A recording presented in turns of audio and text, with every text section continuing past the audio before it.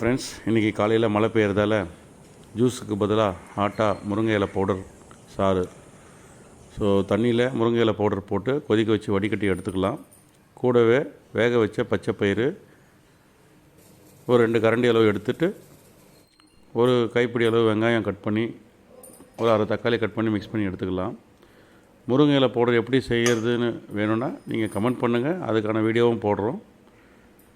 So இந்த மாதிரி breakfast morning ஹெல்த்தியாக எடுத்துக்க பிரேக்ஃபாஸ்ட்டு எங்களை பார்த்து யாராவது சில பேர் ஒருத்தர் ஃபாலோ பண்ணால் கூட நாங்கள் பார்த்து ரொம்ப சந்தோஷப்படுவோம். யாராவது ஃபாலோ பண்ணியிருந்தீங்கன்னா கமெண்ட் பண்ணுங்கள். ஹெல்த்தியாக சாப்பிடுங்க, ஹெல்த்தியாக இருங்க. எங்கள் சேனல் பிடிச்சிருந்தால் லைக் பண்ணுங்கள், கமெண்ட் பண்ணுங்கள், சப்ஸ்கிரைப் பண்ணுங்கள். ஸோ இது மேலே நாங்கள் டெய்லியும் ஒரு பிரேக்ஃபாஸ்ட் டிஷ் போடுவோம். இது கூட ஆல்ரெடி ஃபஸ்ட்டு பிரேக்ஃபாஸ்ட் போட்ட மாதிரி நட்ஸ்லாம் எடுத்துக்கங்க. நன்றி, வணக்கம்.